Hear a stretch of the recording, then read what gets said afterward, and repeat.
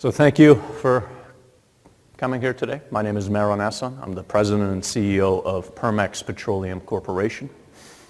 Permex Petroleum is a uniquely positioned junior oil and natural gas company with assets and operations across the Permian Basin of West Texas and the Delaware Subbasin of Southeast New Mexico.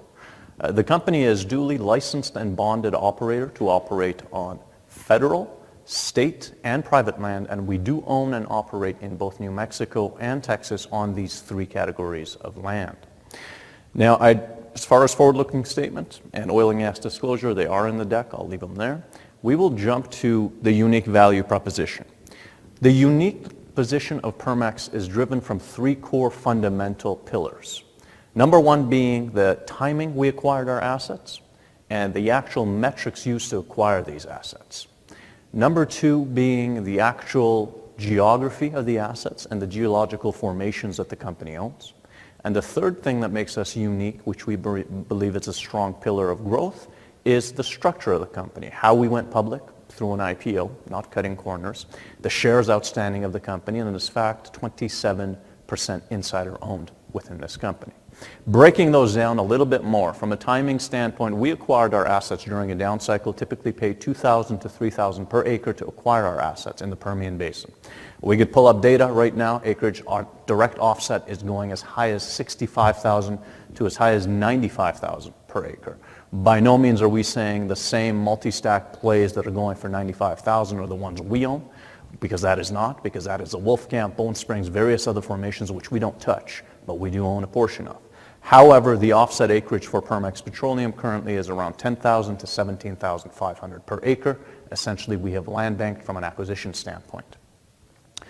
Close to 100% of our acreage owned is HPP'd, held by production through perpetuity.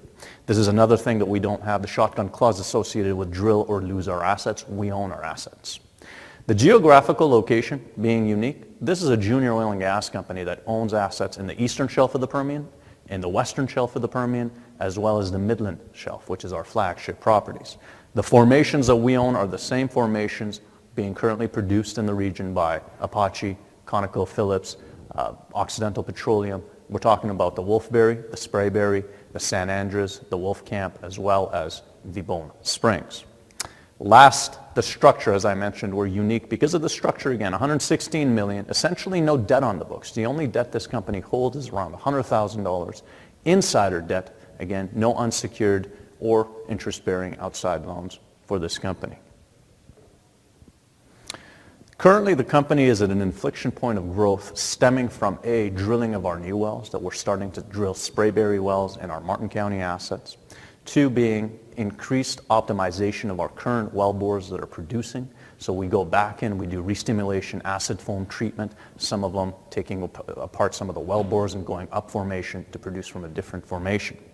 And in fact, we have tertiary recovery as well as secondary recovery, which is water flooding and CO2 injection associated with two of our fields in the eastern shelf of the Permian, being Stonewall County. As a snapshot, the company holds 11,700 acres across the Permian, of which 78 wells are Permex Petroleum operates, 67 are PDNPs, so proven, developed, non-producing. The CapEx has gone into these wells. Now we're going back and one by one bringing them online.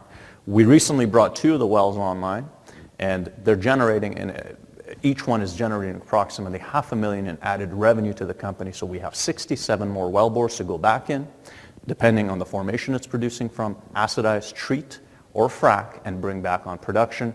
And we anticipate all of these to be done by Q1 2023.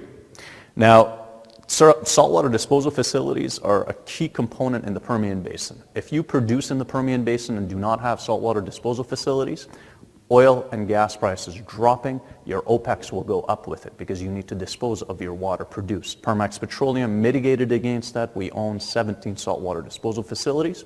Even if oil prices drop to as low as $35 to $36, we are still economic. Our break-even price sits at $29 to $31. It's not magic. It's where we're located. Infrastructure is there, and there's no shale development here. We're not doing any multi-stage frac programs. We're doing straight conventional drilling and development. Looking at our cap structure, $116 million outstanding. We have market cap of around $25 million.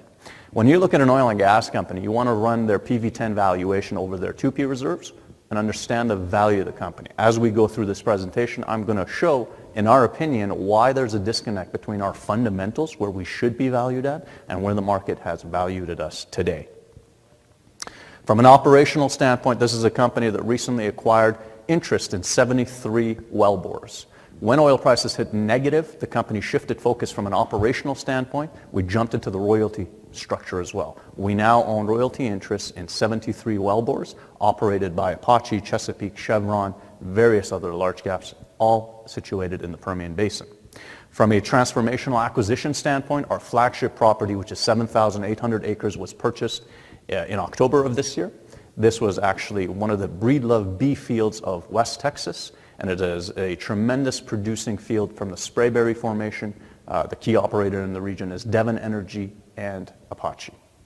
In fact, discussing that, to the northwest of this field, we would call this the Breedlove B field, Diamondback Energy has approximately 22,000 acres directly offset to us. We own 7,800.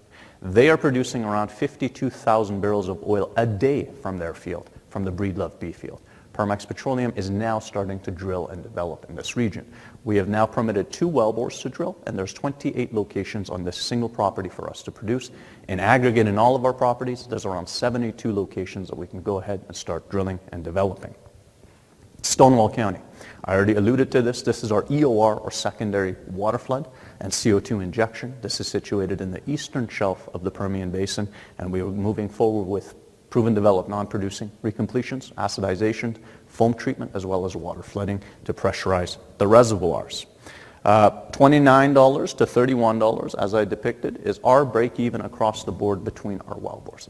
The main understanding point on this is the location. It's not magic. Again, we are going after regions that infrastructure is readily available, the cost of transport is not high, and majority conventional, allowing us to produce at a much lower economic price. Our Henshaw property, which is situated in Eddy County, New Mexico, is our Wolfcamp project. This is a development the Permex will start taking a look at in 2023 for horizontal Wolfcamp development. Right now, our lowest hanging fruit is our Sprayberry wells. As such, we're moving forward with the drilling and development of those. When it comes to management team, every single member in our board and our management has had experience from an engineering, geophysicist, or geology standpoint within the oil and gas sector. You can gladly go through them and understand who we are and what we've done.